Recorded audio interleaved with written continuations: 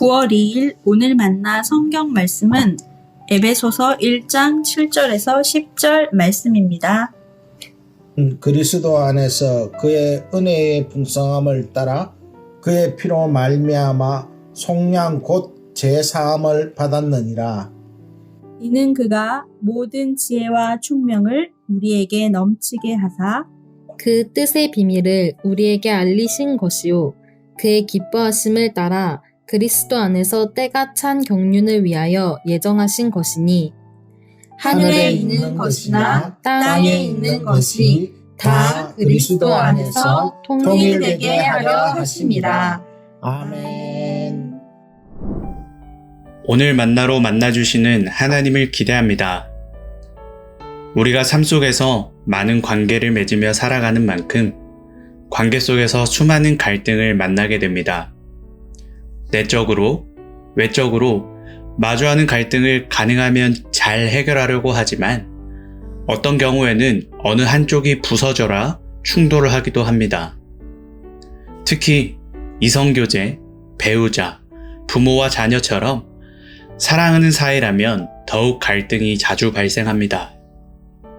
남과는 다르게 사랑으로 핑크빛이 이어질 것만 같은데 현실은 남보다 못한 사이처럼 서로 상처를 주고받을 때가 있습니다. 많은 경우의 갈등들이 오해에서 비롯됩니다. 요즘은 문자와 전화로 연락을 많이 주고받는 시대이다 보니 문자와 전화로는 표정과 행동을 담을 수 없기에 부족한 전달력으로 인한 오해가 생기기도 하고 상대방을 위로하고자 말을 건넸는데 내가 원하는 의도와 다르게 받아들여서 왜 말을 그렇게 하냐며 갈등이 시작되기도 합니다. 정확한 뜻과 의미를 파악하지 못하고 오해함에서 많은 갈등이 발생합니다. 하나님과의 관계에서도 우리는 많은 오해를 하고 하나님의 정확한 의도와 뜻을 알지 못한 채 세상 속에서 많은 갈등을 마주하며 그 갈등 속에서 하나님의 풍성한 은혜를 잊고 살아갑니다. 바울은 에베소 교회를 향해 기록한 편지의 도입부에서 하나님의 큰 뜻을 오해하며 갈등하고 있는 에베소 교인들에게 다시 한번 하나님과 예수 그리스도의 은혜에 대하여 상기시키며 오해를 해소합니다. 에베소서에서 극명하게 드러나는 에베소 교회의 가장 큰 갈등은 이방인 출신 교인과 유대인 출신의 교인 간의 갈등입니다.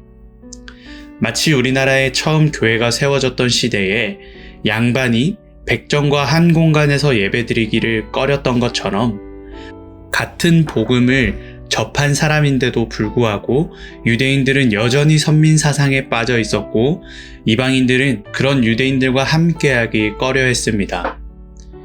교회가 분열의 위기에 있자 바울은 그리스도의 복음에 대하여 이야기하며 이방인이든 유대인이든 그리스도 안에서 한 몸이 되어 교회를 이룬다는 사실을 말합니다. 7절에서 바울은 그리스도 안에 있는 그의 은혜의 풍성함을 이야기합니다. 바울은 에베소서 안에서 풍성이라는 표현을 여러 차례 사용합니다. 1장 18절에서 기업의 영광의 풍성함을, 2장 4절에서 긍휼이 풍성하신 하나님을, 2장 7절에서 은혜의 지극히 풍성함을, 3장 8절에서 측량할 수 없는 그리스도의 풍성을 언급합니다.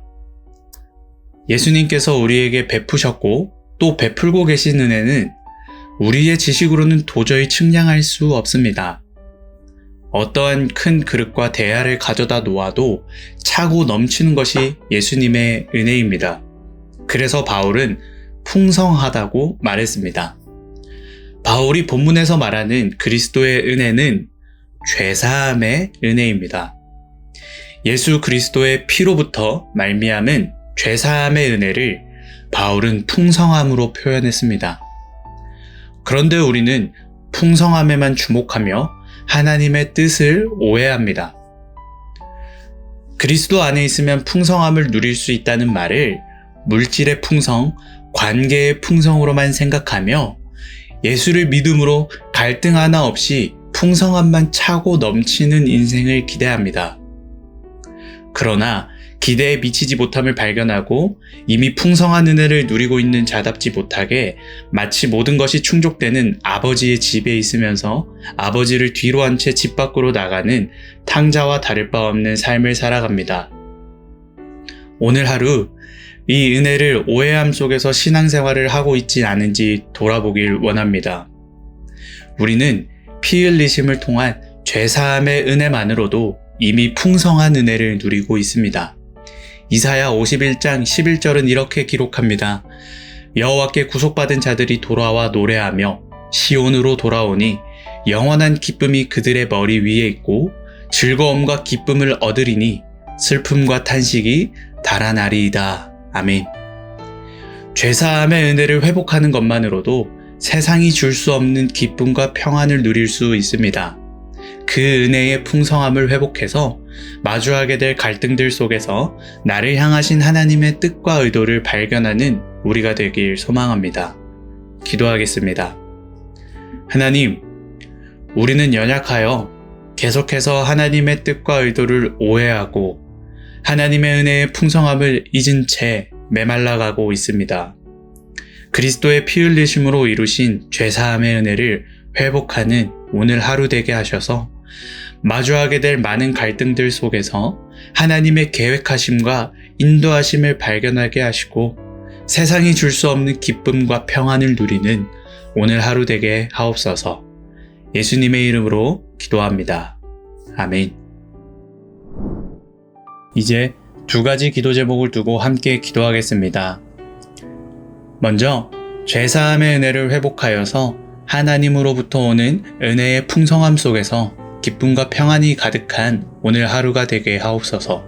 둘째로 사랑의 하나님께서 나와 내 주변 사람들이 겪고 있는 다양한 갈등과 어려움 가운데 함께 하셔서 문제들로 인해 아파하지 않고 그리스도를 의지함으로 일어나 지금 흘리는 눈물이 기쁨이 되게 하옵소서.